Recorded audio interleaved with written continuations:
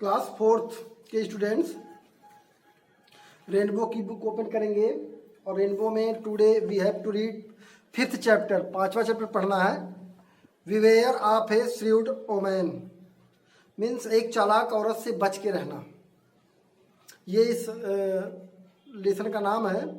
और लेसन के नेम से ही लग रहा है ये एक स्टोरी है।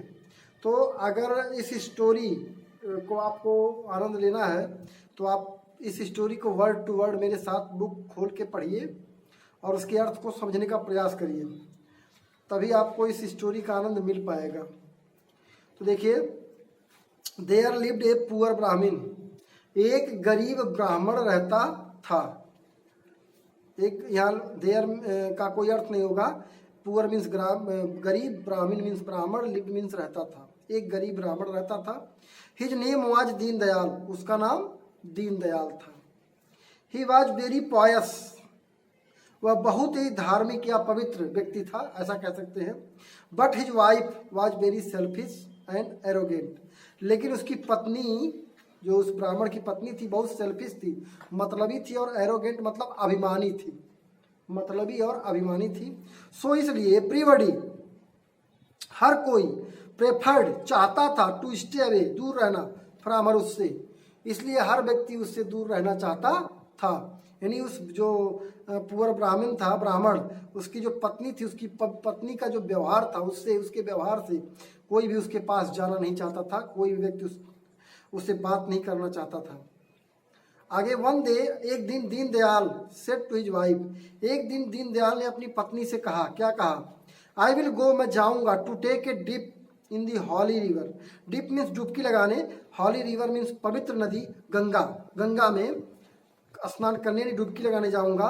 On the occasion of Sharad Purnima, Sharad Purnima के ओकेशन मीन्स अवसर पर, यानी उसने कहा मैं शरद पूर्णिमा के अवसर पर पवित्र नदी गंगा में डुबकी लगाने जाऊंगा।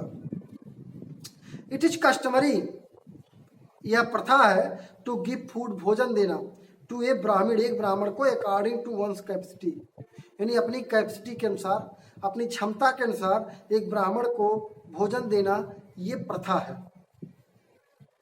सनातन धर्म है।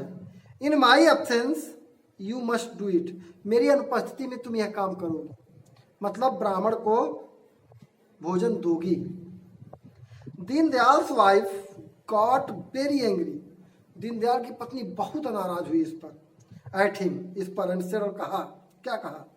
There is not enough food at home, घर में इतना भोजन नहीं है, घर में इतना पर्याप्त भोजन नहीं है। Yet you aspire to feed a Brahmin, फिर भी तुम आकांक्षा रखते हो कि जो है ब्राह्मण को खिलाया जाए, घर में खाने के लिए अनाज नहीं है और तुम ब्राह्मण को खिलाने की आकांक्षा रखते हो। सिंस आई मैरिड यू, जब से मैंने तुमसे शादी की है, you have not given any comfort to me, तुमने मुझे कोई भी आराम नहीं दिया है।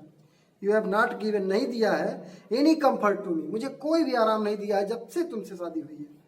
नाउ, अब, you want to share the little food we have, और तब अब तुम जो थोड़ा सा भोजन बचा है उसको भी बांटने को कह रहे हो, थोड़ा सा भोजन बचा है उसको भी बांटने को कह रहे हो।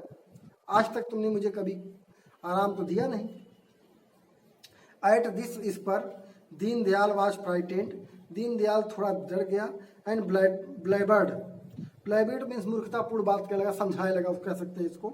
Dear please don't speak little this, प्रिय इस तरह बातें मत करो, don't speak little this like this, इस तरह बातें मत करो। यू मस्ट फीड दी ब्राह्मण, तुम्हें ब्राह्मणों को खिलाना चाहिए। To follow that our ancestor have let down an ritual, और जो हमारे एंसेस्टर मीन्स पूर्वज ने जो धार्मिक अनुष्ठान, जो धार्मिक पूजा पाठ करते चले आ रहे हैं पहले से, जो हमारा सनातन धर्म है, उसका पालन करना चाहिए, हमें उसका पालन करते हुए ब्राह्मण को खिलाना चाहिए। तो आज की स्टोरी में आप लोग इतना ही पढ़ेंगे, और मुझे लग रहा है कि आप लोगों को इस स्टोरी का आनंद आ रहा होगा, बट इसका आनंद तभी आएगा जब आप घर पे बैठ के और रीड करेंगे, इसको स्टडी करिए, एक एक वर्ड को पढ़िए, वीडियो को बैक करिए, शब्दों को सुनिए, उसके अर्थ को बनाइए, और तब आप इस कहानी का आनंद आएगा। अब आगे की कहानी आपको अगले वीडियो में मिलेगा।